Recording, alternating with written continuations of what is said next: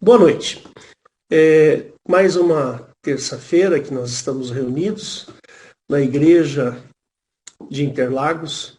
Saiba você que esta igreja é uma igreja evangélica, ela é uma igreja familiar. E nós temos às terças-feiras esta escola bíblica, escola do alicerce bíblico, que visa dar conhecimento básico e fortalecer o entendimento sobre alguns aspectos das doutrinas bíblicas. E hoje nós nos reunimos aqui e vamos continuar estudando o assunto dos anjos, né? Sobre os anjos. Nós fizemos já duas terças-feiras falando sobre os anjos e hoje nós vamos falar sobre o anjo ungido pela palavra do pastor Valdo Pereira. Você pode nos encontrar no YouTube. Nós temos um canal lá no YouTube, Igreja de Interlagos, e você vai encontrar todos os nossos cultos que são gravados, estão lá. Nós temos culto de domingo às 18 horas, é um culto da família, onde nós buscamos a Deus, entendimento das coisas de Deus. Às terças-feiras, essa escola do alicerce bíblico, e nas quintas-feiras, a cada 15 dias, nós temos um estudo mais aprofundado da palavra. Então, nós chamamos de Escola da Doutrina Bíblica. E nesta próxima quinta-feira, a nossa querida irmã Eliette vai tratar sobre a acepção de mulheres. Então, venha participar conosco, entra e participe, escute. Depois do final da gravação, a gente abre para fazer perguntas e, eventualmente, um bate-papo. Então, eu queria dar essa introdução sobre esse assunto do anjo ungido, né? Daqui a pouco o pastor Valdo vai falar. Eu queria que você abrisse a sua Bíblia em Lucas. Eu vou pegar aqui. Lucas, no capítulo 22, verso 43. Eu vou pôr ele aqui para você ver o que eu quero que você veja. 22, 43. Então tá aqui. Esse momento, deixa eu compartilhar aqui a tela com você.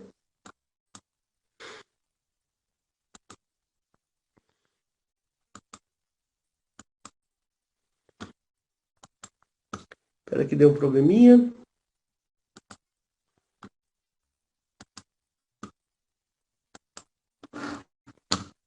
Estou com algum problema aqui na minha tela. Pronto, consegui. Então tá aí. Esse momento aqui em que Jesus ele está orando lá no Monte das Oliveiras e ele está num momento de muita tensão. Ele está sofrendo muito nesse momento, né? Eu vou ler aqui do 39 até chegar no 44 e eu quero que você preste atenção no 43. E saindo, foi, como costumava, para o Monte das Oliveiras, e também os seus discípulos o seguiram. E quando chegou àquele lugar, disse-lhes: orai para que não entreis em tentação. E apartou-se deles cerca de um tiro de pedra. E pondo-se de joelhos, orava e dizia: Pai, se queres, passa de mim este cálice, todavia não se faça a minha vontade, mas a tua. E apareceu-lhe um anjo do céu que o fortalecia. E, posto em agonia, orava mais intensamente. E o seu suor tornou-se em grandes gotas de sangue que corriam até o chão. É interessante que nesse momento um anjo dos céus apareceu para Jesus que o fortalecia. Ou seja, nesse momento um anjo estava ali para o fortalecer. E em vez de ser fortalecido, ele foi posto em agonia. E nesse momento ele orava mais intensamente. Então, a atuação dos anjos, ela deve ser observada com muito cuidado, porque Nós temos o Espírito Santo de Deus. A esse é o que nos fortalece de verdade. É esse que dirige as nossas vidas.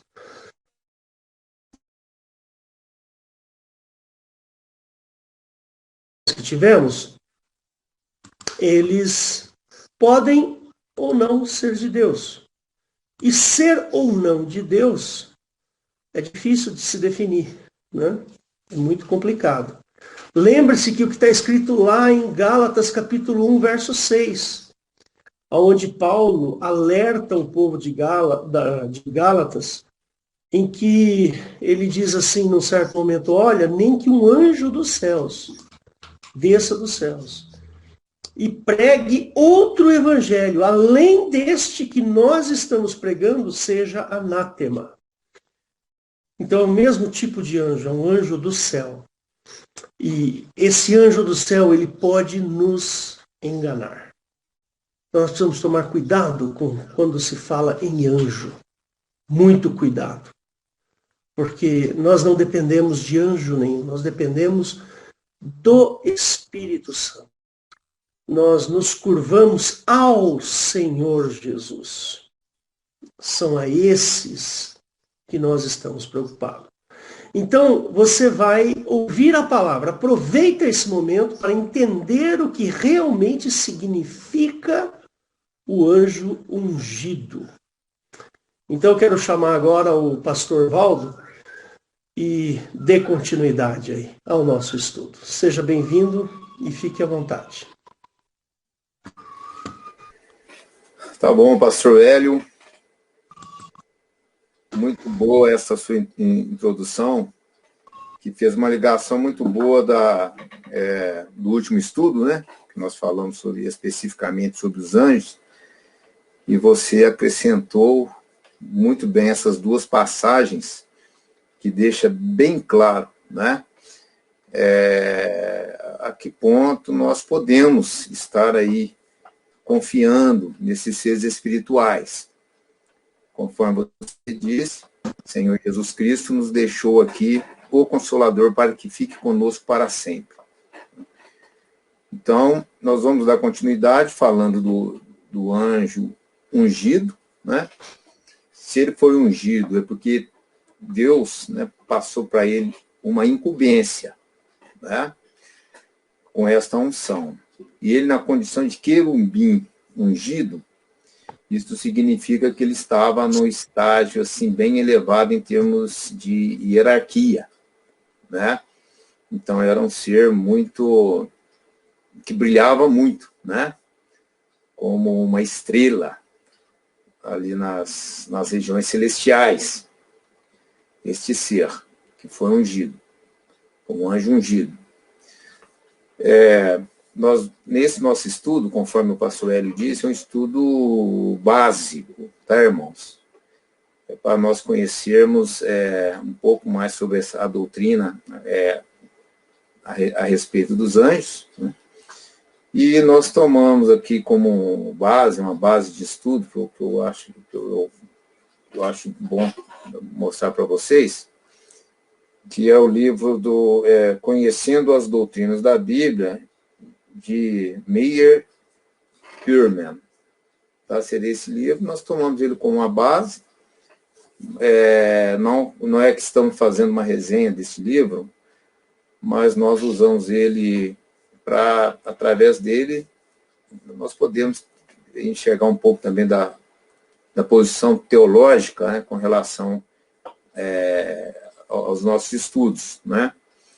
E nós acrescentamos aquilo que nós achamos necessário, que está de acordo com a doutrina, aquilo que Jesus Cristo tem nos ensinado, né? E também aproveitamos alguns pontos que nós achamos interessantes desse livro. Eu fiz aqui uma apresentação, eu vou colocar aqui, acho que facilita bem a explanação daquilo que nós queremos estar apresentando. Então, deixa eu compartilhar aqui com vocês a tela.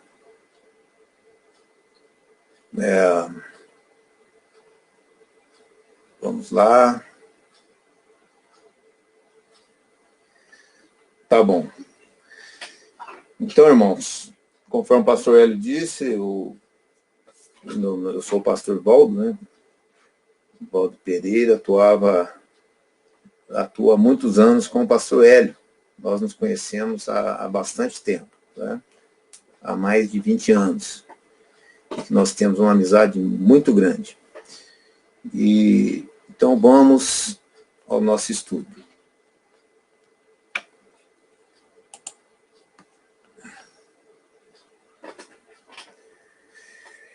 Bom, nós vamos falar, irmãos, sobre a origem, né, deste anjo ungido, né?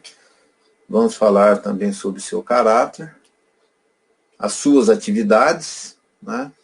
O modo de ação dele e o seu destino, tá?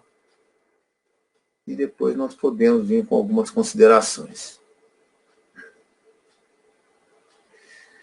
Então, quando nós falamos do anjo ungido, né, quando a pessoa tem um conhecimento, né, da Bíblia, da palavra de Deus, e também quando nós interagimos com os outros irmãos, porque todos aqueles que servem, né, a Cristo, que são contados entre os crentes, entre os evangélicos, estudam a Bíblia, né? Isso é um costume daqueles que entregaram a vida ao Senhor Jesus Cristo. E nesse estudo é unanimidade, né? É unanimidade crermos que esse anjo ungido é quase que na totalidade, tá, irmãos? Essa unanimidade não é bem assim, tá? Existem outras nuances aí que é importante, num estudo mais aprofundado, de ser tratado, tá? Mas, de uma forma geral, este anjo ungido, ele é conhecido como Satanás, né? Esse Satanás é o anjo caído, que era o querubim, e os dois livros, né, que todos nós tomamos como base para chegarmos nesta conclusão, é o livro de Isaías e o livro de Ezequiel. Em Isaías 14, nos versículos de 12 a 15, nós vamos estar lendo aqui, vai estar nos mostrando da onde surgiu o entendimento desse anjo ungido, desse querubim ungido, né? Então, o pastor Hélio, ele vai colocar para vocês o texto, Isaías, no capítulo 14, versículo 12. Eu vou ler do 12 ao 15.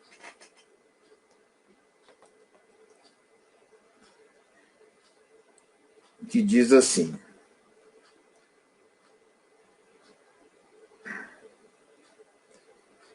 como caíste desde o céu, ó estrela da manhã, filha da alva, como fostes cortado por terra, tu que debilitavas as nações. E tu dizias no teu coração: eu subirei ao céu acima das estrelas de Deus, exaltarei o meu trono, e no monte da congregação me assentarei aos lados do norte. Subirei sobre as alturas das nuvens e serei semelhante ao Altíssimo. E, contudo, levado serás ao inferno, ao mais profundo do abismo. Então, esta passagem, né, isso aqui se refere a uma profecia, no caso aqui o Isaías, né, o profeta, contra o rei da Babilônia, né? Que na época de Isaías, este rei, a Babilônia era muito conhecida como uma cidade muito pervertida, né, onde eles realizavam tudo que é abominação. E nesta profecia, tudo indica que foi revelado, né, para Isaías qual que é o ser que estava atrás, né, de todas essas abominações. Porque ele começa falando do rei, depois ele passa a falar de um ser espiritual, né? Que é um ser que caiu, conforme ele fala aqui, ó, como caísse desde o céu. É um ser que estava nas regiões celestiais, né? E este ser, tá? Ele caiu. É quando surge pela primeira vez na Bíblia a palavra Lúcifer, né? Como caíste desde o céu, ó estrela da manhã. Esse estrela da manhã, ela quer dizer o que? É Lúcifer, tá? Então, o que quer dizer Lúcifer? Lúcifer é o portador da luz. É uma palavra do latim, Lúcifer, né? Quer dizer portador da luz. Então, ou seja, este ser espiritual, tá? Estava ali nas regiões celestiais, né? E no versículo 11, diz assim, ó, já foi derrubada na sepultura a tua soberba, com som das tuas violas. Os vermes debaixo de ti se estenderão e os bichos te cobrirão, né? Então aqui falava que era um ser completamente tomado pela altivez, pela soberba. Este ser, ele foi lançado, tá? Ele caiu, né? Então, irmãos, a concepção popular de um diabo com chifre, pés de cabra e de aparência horrível teve sua origem na mitologia pagã e não na Bíblia. De acordo com as escrituras, Satanás era originalmente Lúcifer, literalmente o que leva à luz, o mais glorioso dos anjos, mas ele orgulhosamente aspirou a ser como o Altíssimo e caiu na condenação do diabo. Então, Timóteo, né, no livro de Timóteo também nos mostra qual foi esta condenação, né? Acho que é interessante estar lendo também 1 Timóteo, no capítulo 3, versículo 6. Tem algumas passagens que é bem interessante, tá, irmãos? A gente está lendo. 1 Timóteo 3, 6. No 5, que está dentro do contexto, porque se alguém não sabe governar a sua própria casa, terá cuidado da igreja de Deus? Isso aqui no caso, tá, irmãos, para os irmãos entenderem aqui bem o contexto, aqui o apóstolo, ele está dando um ensinamento daquelas pessoas que podem ser colocadas na obra de Deus, né? Como diácono, como um bispo. E a orientação é o seguinte, que não deve se colocar neófito, para que, ensoberbecendo-se, não caia na condenação do diabo, né? Então, o que quer dizer neófito? Neófitos são pessoas que estão ali iniciando, né, na fé, na igreja, na fé do nosso Senhor Jesus Cristo. É uma pessoa que precisa amadurecer, ter um conhecimento mais profundo da palavra de Deus, para que ele possa estar atuando na obra como ministro, né? Então, a recomendação é que não coloque o neófito, porque existe essa tendência do neófito ele se ensoberbecer, né? O Espírito Santo começa a atuar e ele começa a tomar tudo aquilo que seria louvor e glória de Jesus Cristo, e ele passa a tomar para si até ensoberbecer. Então, aí nos revela que Satanás caiu nessa condenação por causa da soberba. Então, irmãos, por isso que um dos pecados muito sérios que uma pessoa pode enfrentar, né, na igreja é a soberba, tá? A soberba é algo muito, porque a palavra de Deus deixa muito claro que Deus, ele resiste ao soberbo e dá graça aos humildes, né? Devemos ter muito cuidado com relação a isso. E no caso, sabe, irmãos, falando ainda aqui de Isaías, eu até vou voltar aqui, eu quero ler também o que fala Ezequiel.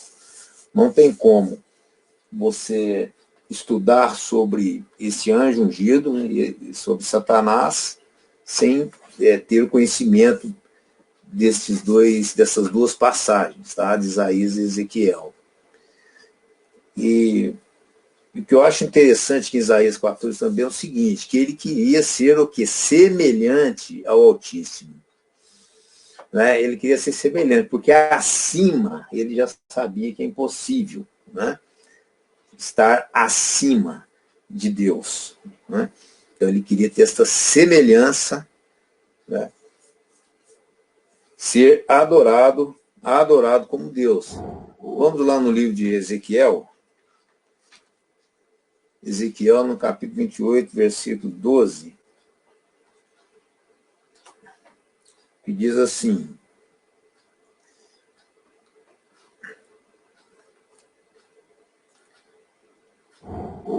Ezequiel 28, 12. Filho do homem, levanta uma lamentação sobre o rei de Tiro e diz-lhe: assim diz o Senhor Deus, tu eras o selo da medida, cheio de sabedoria e perfeito em formosura. Então, isso daqui é uma profecia também a respeito de um rei, né? Assim como lá foi a respeito do rei da Babilônia, em Isaías, aqui é a respeito do rei de Tiro, né? Então, da mesma sorte que Isaías teve revelação, Ezequiel também teve revelação. Tá? E é o seguinte, veja bem, no 13, olha só, ele era perfeito em formosura, quer dizer, é um ser realmente perfeito, né? Numa posição muito elevada, por isso que nunca nós podemos subestimar, tá? O poder que tem o diabo, né? A inteligência que ele tem. Tá? Então, continuando a leitura, estivesse no Éden, jardim de Deus, de toda a pedra preciosa era a tua cobertura, sordônia, topázio, diamante, turquesa, ônix, jaspe, safira, carbúnculo, esmeralda e ouro. Em ti se faziam os teus tambores e os teus pífaros, no dia em que fosse criado, foram preparados. Então aqui é um ser muito envolvido com música, né? Então eu não sei se vocês perceberam o poder que tem a música neste mundo. Né? A música ela tem um poder de trazer verdadeiro estilo de vida às pessoas. Né? Você nota que as pessoas elas se separam em grupos de acordo com a influência musical. Tá? Eu já fiz parte, inclusive, eu já fui músico, né? Já fiz parte de conjunto de rock. Então, e a gente percebe que não é fácil você sair de um determinado grupo, de uma determinada filosofia, né? Um pensamento de uma cosmovisão, quando você é influenciado pela música. Né? E eu acho interessante que aqui esse querubim ungido, né? Ele tinha um conhecimento muito profundo com relação a essas músicas, com relação à música, né? Então esse aqui é um fato muito importante de termos conhecimento, tá certo? E no 14 diz: tu eras o querubim ungido para cobrir, né? Existia uma incumbência, tá? Para esse querubim, né? E te estabeleci no Monte Santo de Deus, estavas. No meio das pedras afogueadas andavas. Pedras afogueadas aqui, irmão, se você for olhar pelo hebraico, entende-se ser anjos, tá? Essas pedras afogueadas, entende-se ser os serafins. É traduzido isso daqui como, né? Os serafins como pedras afogueadas. E no estudo anterior, deu para a gente perceber que existem esses serafins, que são seres que estão muito próximos, no caso ali, de Jeová, tá certo? Porque no Velho Testamento, quando fala de Deus no Velho Testamento, 90%, 99% está se referindo a Jeová. Tá, irmãos? Então, ele está no meio dessas pedras afogueadas, são serafins, né? Perfeito era nos teus caminhos, desde o dia em que fosse criado, até que se achou iniquidade em ti, né? Na multidão do teu comércio, encher o teu interior de violência e pecado. Por isso te lancei profanado do monte de Deus e te fiz perecer, ó querumbim cobridor, do meio das pedras afogueadas. Né? Ou seja, aqui Ezequiel deixa mais claro ainda, né, que como que aconteceu esta queda, que era um ser realmente muito poderoso, né, e que este ser era um ser perfeito. Tá, irmãos? Pela multidão das tuas iniquidades, pela injustiça do teu comércio, profanaste o teu santuário. Eu, pois, fiz sair do meio de ti um fogo que te consumiu e te tornei em cinza sobre a terra aos olhos de todos os que te veem. Todos os que te conhecem entre os povos estão espantados de ti. Em grande espanto te tornastes e nunca mais subsistirá. Né? Então, este ser, nós vamos, né, colocar ele aqui agora como sendo Satanás, certo? O seu caráter, né? As qualificações do caráter de Satanás são indicadas pelos seguintes títulos e nomes pelas quais é conhecido, né? Então, este ser, ele é conhecido como Satanás, né? Literalmente, o que quer dizer Satanás? Satanás, né, tem o significado de adversário, certo? É aquele que ele é um adversário, ele luta contra a vontade de Deus, né?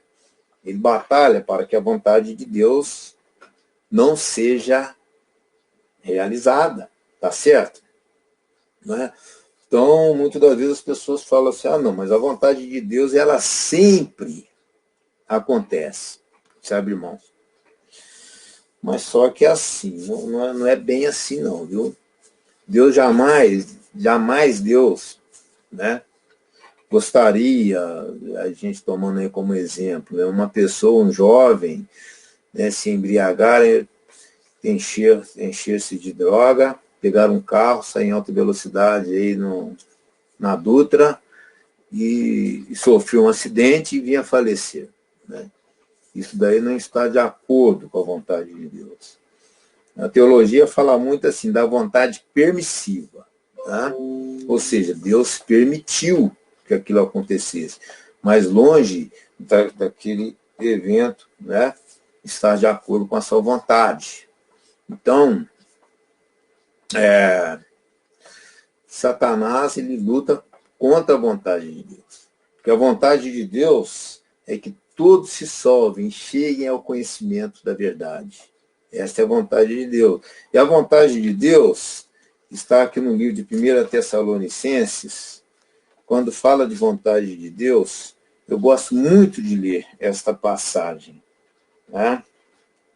Que está em 2 Tessalonicenses.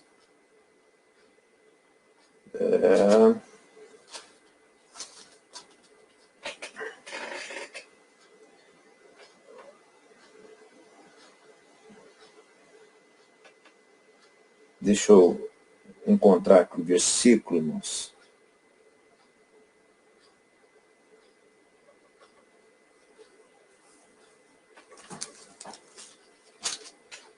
Segunda Tessalonicenses. Não, está em 1 Tessalonicenses, no capítulo 4, no versículo 3. Vou ler o 2 também. 1 Tessalonicenses, capítulo 4, versículo 2 e 3. Porque vós bem sabeis que mandamentos vos temos dado pelo Senhor Jesus, porque esta é a vontade de Deus, a vossa santificação, que vos abstenhais da prostituição, que cada um de vós saiba possuir o seu vaso em santificação e honra. Né? Então a vontade de Deus é esta. Né? E a santificação, por quê? Com a santificação você terá identidade, né, para com Ele. Tá certo? Você terá condições de ter uma vida eterna com Cristo. E essa santificação, ela está aí disponível, né, para a vida de todo aquele que crê. Está disponível na igreja, né? O poder do Espírito Santo de nos santificar. E aí, então, irmãos, quando Satanás, ele é o adversário, tá certo? Por quê? Ele sempre batalhou contra os propósitos de Deus. Qual que era o propósito de Deus desde o início, desde o princípio? O propósito de Deus tem um nome, irmãos. Esse nome é Jesus. Jesus Cristo. Porque a palavra de Deus fala que todas as coisas foram feitas por Ele e para Ele. Sem Ele, nada do que existe se fez. Né? Então, o propósito de Deus é Jesus Cristo. E a Bíblia, ela tem este objetivo, tá? De apresentar da onde viria o Filho de Deus, qual que é a linhagem da vinda do Messias, de Jesus Cristo, né? Aquele que quer fazer filhos por adoção para Deus, né? Aquele que nos dá o caminho da vida eterna. Então esse é o propósito. Por isso que Deus, ele teve todo o cuidado, né?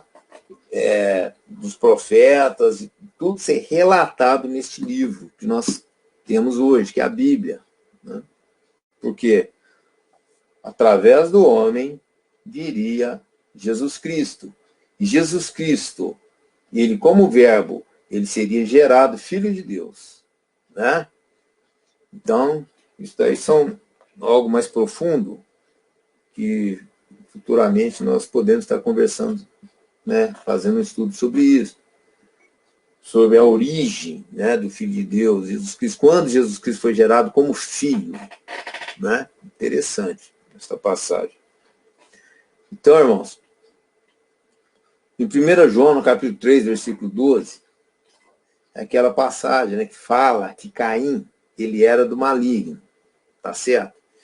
Então, ali no início, no primeiro homicídio, quando Caim matou Abel, ali já estava, né, a obra do maligno, intervindo na humanidade, querendo trazer algum tipo de barreira. Né?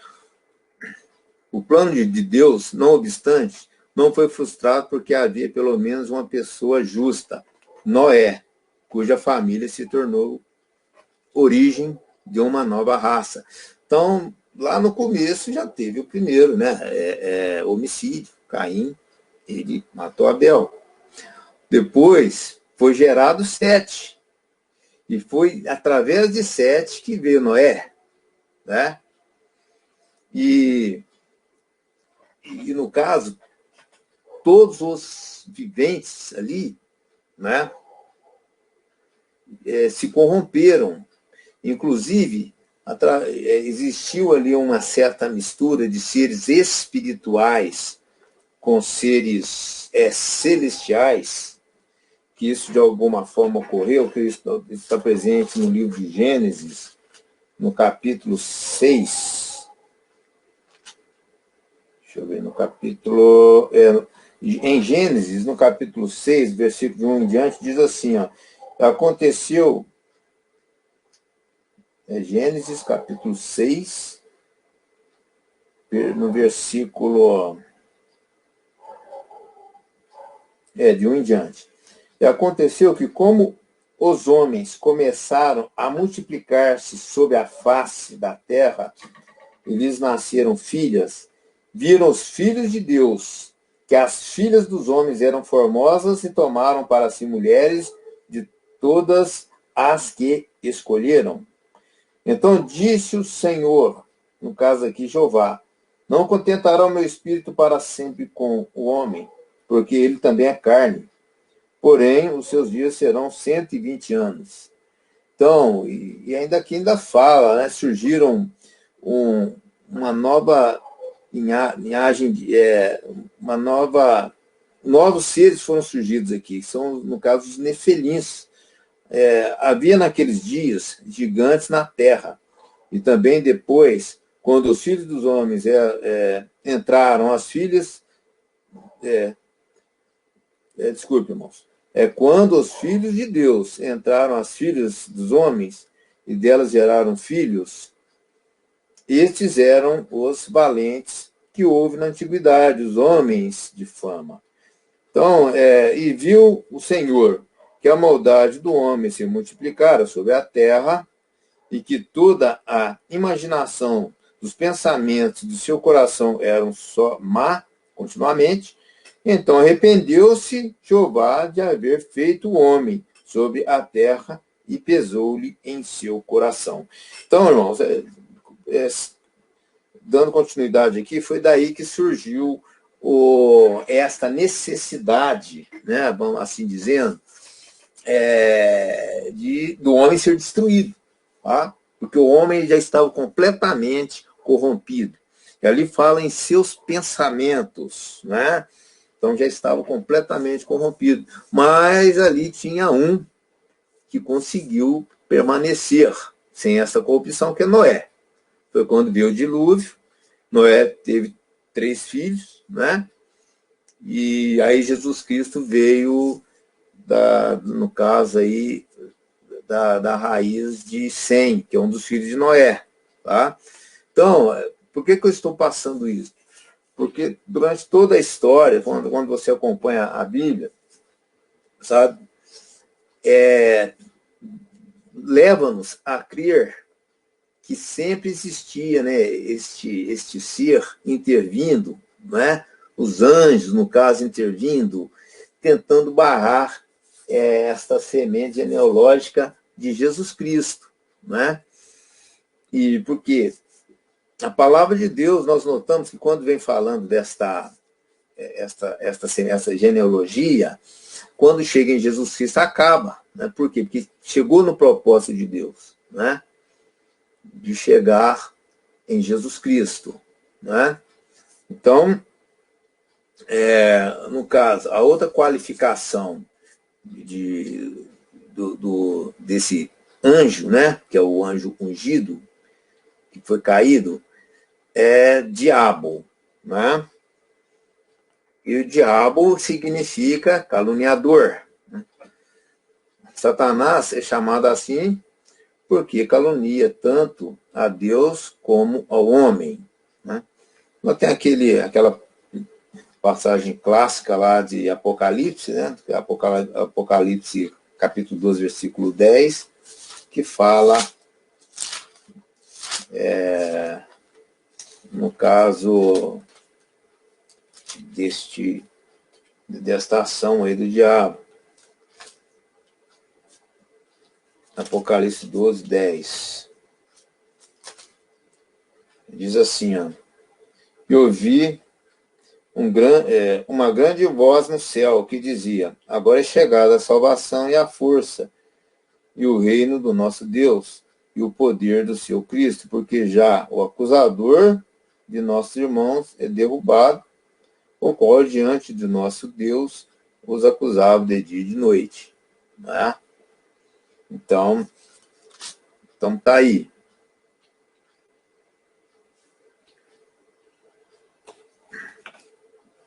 Bom, vamos seguindo aqui.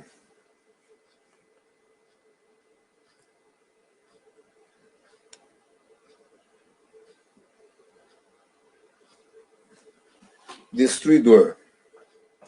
Destruidor também. Ele gosta, né, de ser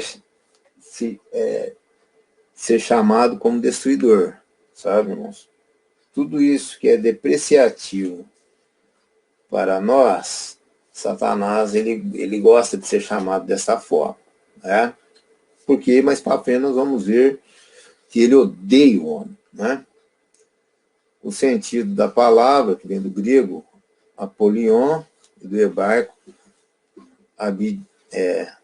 Abaddon, né? Do grego, apolion, do hebraico, Abaddon. Está em Apocalipse, no capítulo 9, versículo 11. Né? Cheio de ódio contra o Criador e suas obras. O diabo deseja estabelecer-se a si mesmo como o Deus da destruição. Tá? E também serpente. Tá? Apocalipse, no capítulo 12, versículo 9. Né? Tá. Também é um versículo revelador. Esse Apocalipse 12, versículo 9. Diz assim, ó, e foi precipitado o grande dragão, uma antiga serpente, chamado Diabo. Então quer dizer que é o seguinte, irmão. Aquela antiga serpente, é o diabo que estava ali. Né? O dragão, tem o momento que o faraó, ele é conhecido como dragão. Né? Por isso que o apóstolo Paulo, ele usou como figura do faraó sendo o diabo, né? Aquela parte que o apóstolo Paulo fala, né? Ele fala sobre o batismo, né? Onde ele coloca ali em alegoria, né? Aquela travessia do mar como sendo as águas do batismo. Então nós podemos atribuir, né? Assim, dizer que faraó ali como sendo figura do diabo, né? Naquela passagem.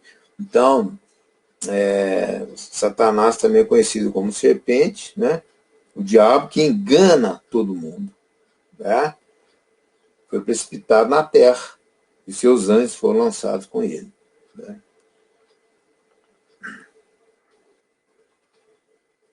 Serpente que foi repetido. Tentador.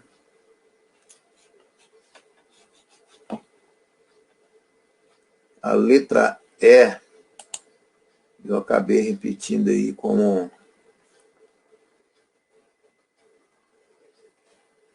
serpente.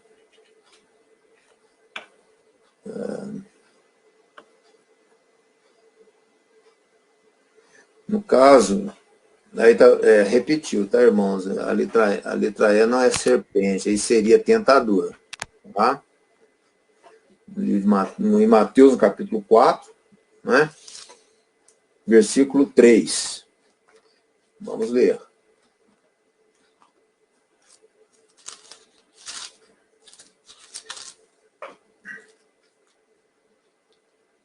E chegando-se a ele, o tentador disse, se tu és o Filho de Deus, manda que estas pedras se tornem pão. Isso aqui é na tentação do Senhor Jesus Cristo, tá?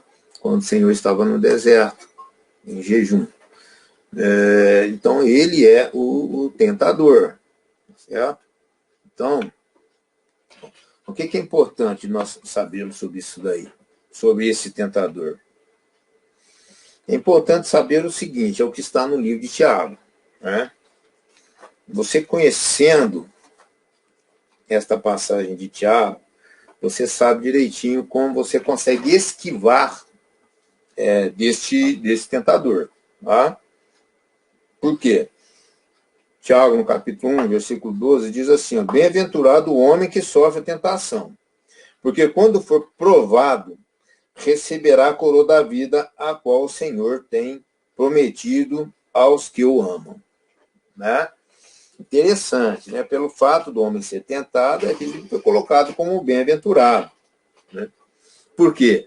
Porque ele está tendo uma oportunidade, né? Uma oportunidade muito grande, né? De conseguir vencer essa tentação. Tá? E se ele não vencer, pelo menos ele vai reconhecer, tá? Que ele está fraco, que ele precisa de uma força. Tá? E essa força, ele vai conseguir essa força com o Espírito Santo. O Espírito Santo é o ser, né, espiritual que procede do Pai e do Filho, né? Que é Deus, assim como é o Pai, assim como é o Filho, apesar de não termos três deuses, nós já conseguimos, estudamos isso daí através do pastor Hélio, né? Então, ou seja, este ser é que vai nos capacitar, vai nos ajudar a sermos parecidos com Jesus Cristo. Quando que você ficará livre, né, das tentações, é isto que faz muitas das vezes com que a pessoa peque? É quando, conforme eu vou ler aqui, tá? Tiago, capítulo 13 em diante. Ninguém sendo tentado, diga de Deus sou tentado, porque Deus não pode ser tentado pelo mal e a ninguém tenta, né? Mas cada um é tentado quando é atraído e enganado ou engodado pela sua própria concupiscência. Então tá aí, né? Você só cai na tentação, ou melhor, você só é tentado quando o desejo já está o quê? Residente na sua carne. Tá certo? Então Satanás ele vai tentar porque ele sabe, ele conhece o seu ponto fraco. Tá certo? Né?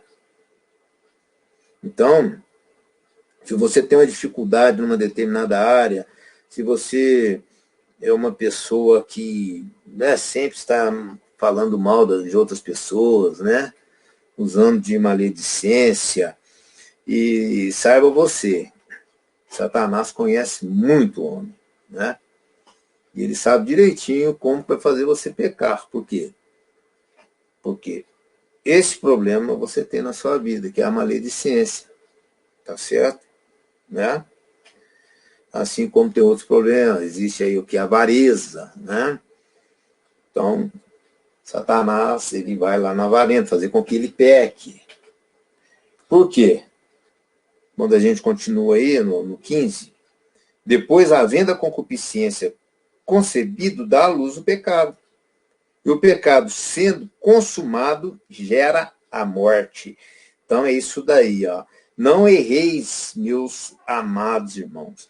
Então, é isso. Se a concupiscência está em você, né? O que acontece? O tentador, ele vai ter força. E ele sabe do teu ponto fraco, né?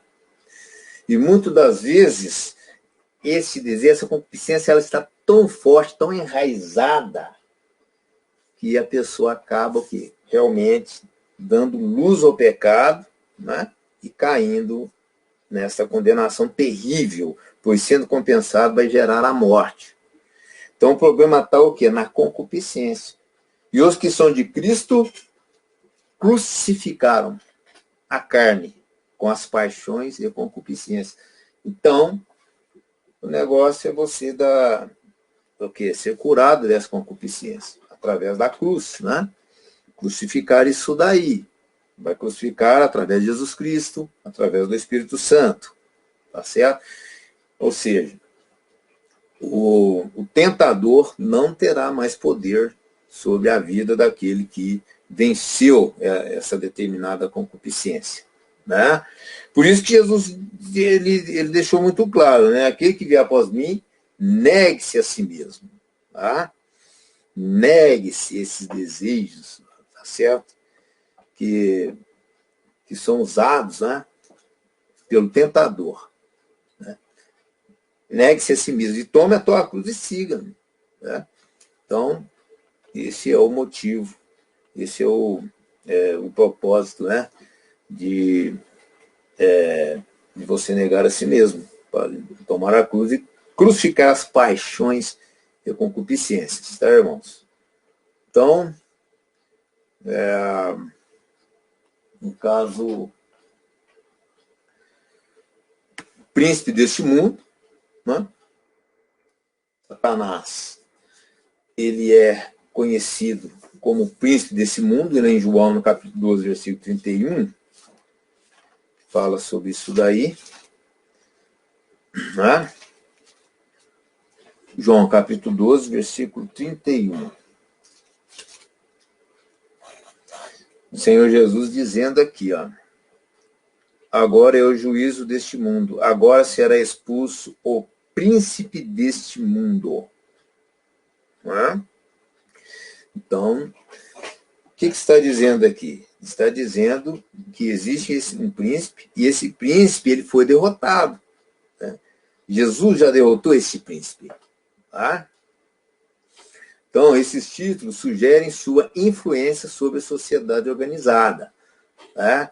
Como o príncipe desse mundo, e lá em 1 Coríntios, capítulo 4, não, 2 Coríntios, capítulo 4, versículo 4, também nos traz uma revelação tremenda.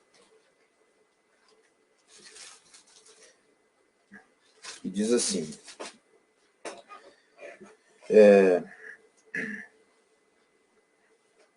nos quais o Deus deste século cegou o entendimento dos incrédulos, para que lhes não resplandeça a luz do Evangelho da glória de Cristo, que é a imagem de Deus.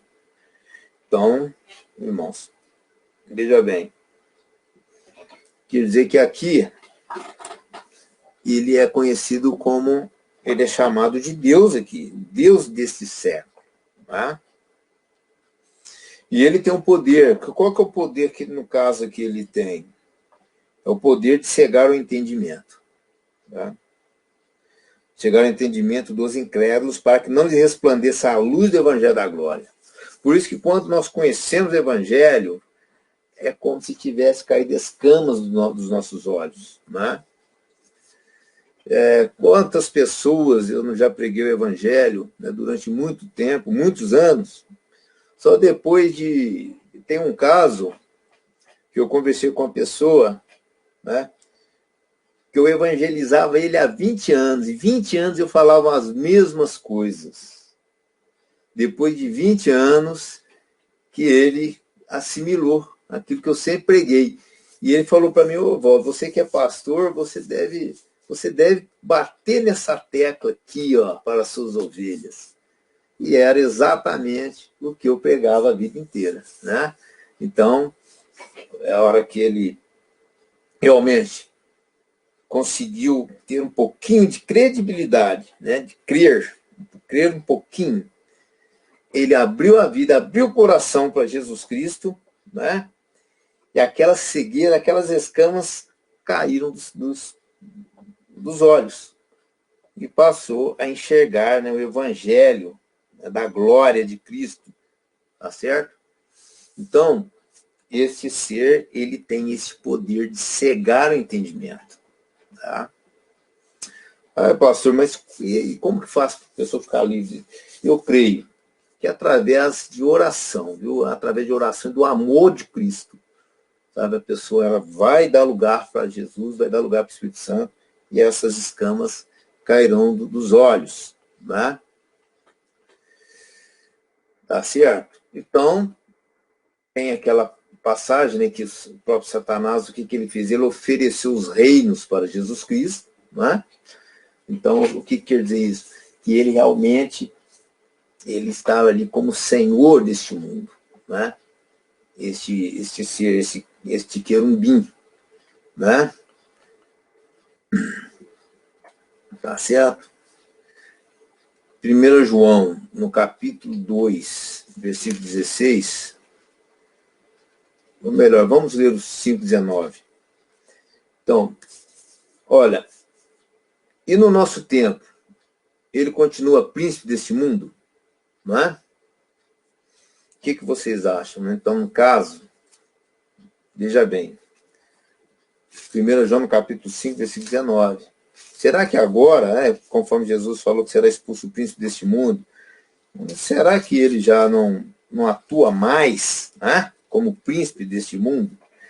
Então, 1 João, no capítulo 5, versículo 19, nos revela isso tudo aí.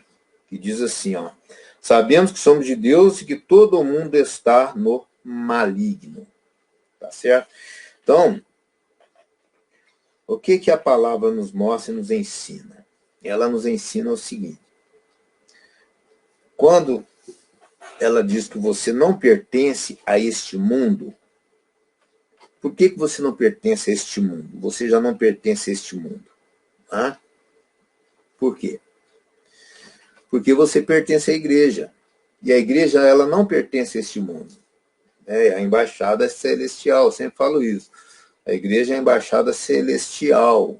Ela está aqui, mas ela não pertence a este mundo. Tanto é que Jesus Cristo ele vai arrebatar a sua igreja.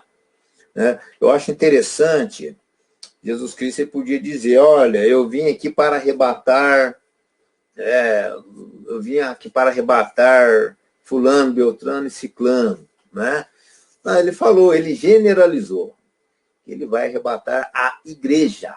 Tá certo? Porque a igreja ela não pertence a este mundo, né? Porque o mundo jaz no maligno. Né?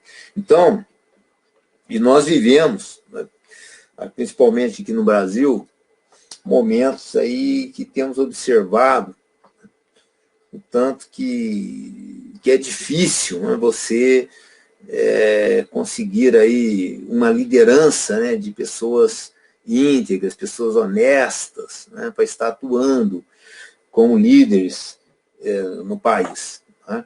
Então, nós temos notado que é difícil. Né? Mas nós agimos conforme o Senhor nos ensina, né? Nós devemos orar por esses que estão em eminência, pelos reis. Né? Então, esse é o papel da igreja. Né? Não é porque o mundo jaz no maligno que nós vamos entregar os pontos, né? Porque nós ainda vivemos aqui neste mundo. Né? Tá certo? E Deus quer que nós brilhamos como astros aqui na Terra, no meio mesmo dessa geração perversa e corrompida. Tá? Então, vamos fazer o nosso papel, vamos levar a palavra, né? Vamos aumentar a igreja. Tem pastor que fala assim, vamos saquear o inferno. Né? Então, vamos levar as pessoas ao conhecimento de Jesus Cristo. Porque o que mais importante nós podemos conquistar nesta terra é o nosso futuro, né? É a vida eterna. Então, irmãos, com relação às atividades, né? A natureza das atividades,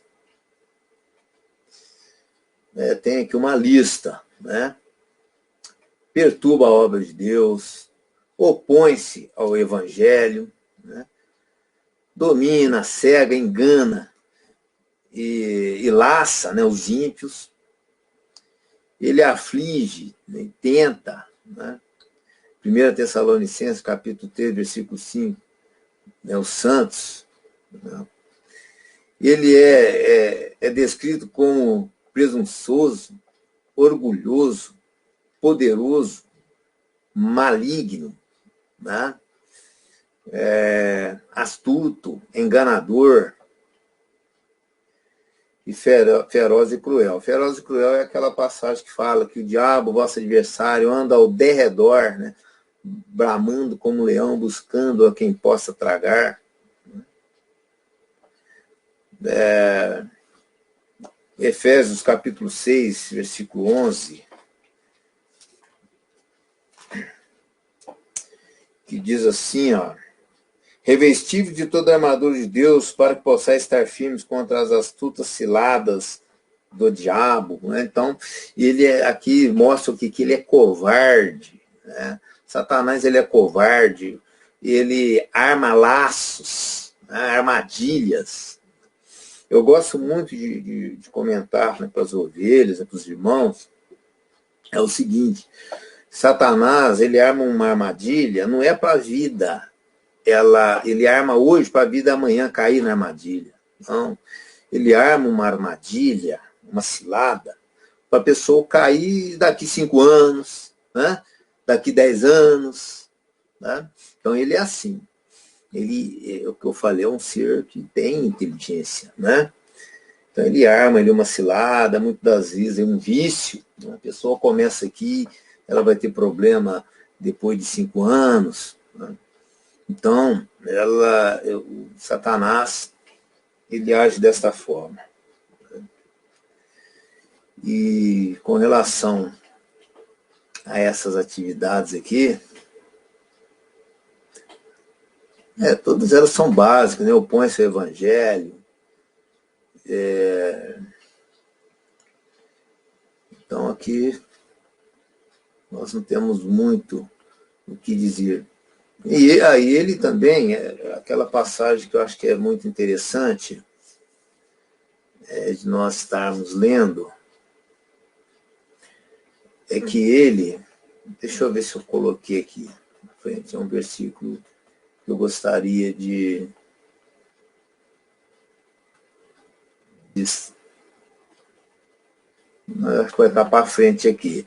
É um versículo que mostra, né, que ele, Satanás, sabe, ele também é covarde, viu, irmãos? Ele é covarde. Aquele versículo fala assim, resistir o diabo, ele fugirá de vós. Tá certo? Então, ele é covarde. Ele procura intimidar, né, de alguma forma, inclusive servos de Deus, ele procura agir com muito barulho para poder colocar algum tipo de medo na pessoa, né, para neutralizar alguma ação daquela pessoa, né, certo? Mas só que é o seguinte, irmãos, ele é covarde, tá? E Jesus ele nos garante a vitória. Então, eu conheço irmãos que eles temem a repreender o diabo, né? Se aparece aí alguma pessoa precisando de uma oração, precisando aí de até mesmo uma pessoa possessa, né? Eu observo que tem crente que tem um certo medo e vai chamar o pastor para resolver a questão. E a palavra de Deus nos mostra o quê? Nos deixa claro o seguinte, esses sinais seguirão os que crerem. Em meu nome expulsarão demônio. Tá? Então, e Jesus nos dá toda a garantia quando ele diz assim, eis que vos dou poder para pisar em serpentes, escorpiões e toda a força do inimigo, e não vos fará dano algum. Olha a garantia, né, que o Senhor Jesus nos dá. Não vos fará dano algum. Né? Então, a esfera das atividades. Tá? Então, no caso aqui, Satanás, ele consegue ter acesso facilmente às pessoas, ele consegue ter acesso a uma igreja, ele consegue ter acesso a algum pastor. Então, ele consegue qualquer esfera das suas atividades. Então, no Velho Testamento, né, nós notamos o quê? Que Satanás ele estava muito próximo a Jeová, sabe? Bem próximo a Jeová, tá certo? Quando nós lemos lá no livro de Jó, no capítulo 1, eu acho que é bem oportuno nós darmos uma olhada, nós já estamos chegando no final, tá, irmãos? Jó.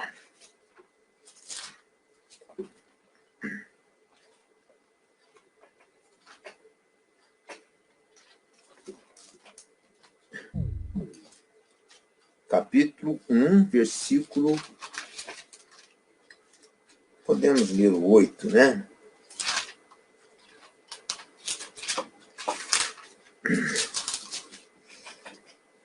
Olha só, irmãos. Vamos ler também Jó, capítulo 1, do 6 em diante. E num dia em que os filhos de Deus vieram apresentar-se perante Jeová, viu também Satanás entre eles. Então, irmãos, veja bem, vocês notaram que os filhos de Deus entrou as filhas dos homens? Né? Que nós lemos lá em Gênesis, no capítulo 6. Né? Então, é interessante que aqui esses filhos de Deus que corromperam lá os filhos dos homens, também estavam aqui junto a Jeová. Né? Tá certo? Então, veja bem. E veio também Satanás entre eles. Então, o Senhor, no caso aqui Jeová, disse a Satanás, de onde vens? E Satanás respondeu ao Senhor e disse, de rodear a terra e passear por ela. E disse o Senhor a Satanás: observastes tu, meu servo Jó? Porque ninguém há na terra semelhante a ele, um homem íntegro e reto, temente a Deus e que se desvia do mal. Então respondeu Satanás ao Senhor e disse: porventura teme Jó a Deus em vão? Então, irmãos, o que eu quero passar aqui, né, para vocês? É para vocês estarem observando que existe esta aproximação com uma certa facilidade entre Satanás, né, e o próprio Jeová, né? Algo muito curioso. Subentende-se ele ser um com Jeová, tá? Tem uma passagem aqui que acho que é oportuno estarmos lendo, que está em 2 Samuel, em 1 Crônicas, no capítulo 21, que existe esta ligação profunda, né, entre, no caso, Jeová e o ser que caiu, né, ou Satanás, né? Então Satanás se levantou contra Israel e incitou Davi a numerar Israel, né? E disse Davi a Joabe e aos maiorais do povo: ide, numerar Israel, desde Berseba até Dan, e trazei-me a conta para que saiba o número deles. Então, isso aqui é aquela enumeração, né, que foi feita, nós já falamos sobre isso, parece que no estudo anterior. E isso daqui é um censo que foi feito. Qual que era o propósito do censo? Davi queria saber quantas pessoas ele tinha que poderia segurar em armas, né, para combater nas guerras, né? No caso, aqui fala que Satanás se levantou contra Israel e incitou Davi a numerar Israel. E quando nós lemos lá em 2 Samuel, no capítulo 24, esta também é uma passagem, irmãos, muito reveladora, que a teologia não consegue explicar, viu, irmãos? Que diz assim, ó: e a ira do Senhor se tornou a acender contra Israel e incitou Davi contra eles, dizendo: vai, numera a Israel e a Judá. Então aqui Jeová é quem mandou numerar o povo. E em 1 Crônicas 21, foi Satanás que se levantou contra Israel e incitou Davi a numerar o povo, tá? Então, quando nós lemos de uma forma profundamente, né, quando nós fazemos esse estudo, inclusive nas quintas-feiras nós temos feito esses estudos, a irmã Eliette tem trazido para a gente esses estudos, e existem, né, assim, muita evidência bíblica, né? A gente acompanhando os textos, fazendo esse estudo, de que, sabe, é possível que exista uma certa trindade, viu? Entre Jeová, entre, no caso, né, Satanás, e entre o anjo destruidor, aquele anjo que muitas das vezes a teologia coloca ele como sendo Jesus Cristo, que é o anjo do Senhor, né? Então, irmãos, o Novo Testamento pode atuar no meio do povo de Deus como? Procurando enganar, tá? Então, Satanás, ele pode atuar dentro de uma igreja? Irmãos, pode atuar sim, né? Olha, a porta que o Satanás precisa para agir nas igrejas está ligado com o pecado, né? Se a liderança de uma igreja ela estiver em pecado, ela pode dar lugar sim para a atuação deste ser dentro da igreja, né? Quando eu falo pecado, eu estou dizendo o seguinte, né?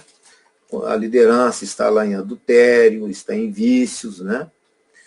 Então, isso aí são brechas dadas, né, para que Satanás possa ter poder sim de estar atuando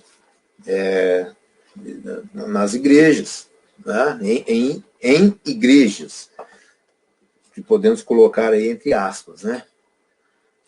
No caso é Apocalipse, vamos ler Apocalipse 2:9, para a gente estar aqui encerrando, né, esse nosso estudo. Muita coisa ainda tem para ser dito, né, irmãos? Porque o estudo, nós estamos aqui com pouco tempo para apresentar muita coisa. Também, se for acrescentar, fica muito cansativo, né? A gente acaba assimilando quase nada, né? Então, Apocalipse. Se você quiser fazer uma versão 2, uma continuação, Valdo, fica à vontade, tá? Tá bom. Depois eu passo para você. Apocalipse, podemos ler aqui 2:9. Apocalipse, capítulo 2, versículo 9. Quando fala das igrejas, né? Diz assim, Apocalipse, capítulo 2, versículo 9. Vou ler do 8 em diante, que está aqui no contexto. E ao anjo da igreja que está em Esmirna, escreve: isso diz o primeiro e o último, que foi morto e reviveu. Quer dizer, Jesus Cristo, né? Conheço as tuas obras e tribulação e pobreza, mas tu és rico, e a blasfêmia dos que se dizem judeus e não o são, mas são a sinagoga de Satanás, né? Então, uma carta, uma igreja, aqui revelando o grande problema. O livro de Apocalipse, irmãos, é um livro, ele é muito figurado, tá? Muito figurado mesmo, né? Mas aqui deixa bem claro que essa carta que foi enviada para a igreja de Esmirna, né? Aqui, no caso de Jesus Cristo, o Senhor Jesus, alertando com relação a esse poder que está tendo Satanás dentro aqui desta igreja. Então, eu acho que nós podemos encerrar esta... Deixa eu voltar aqui.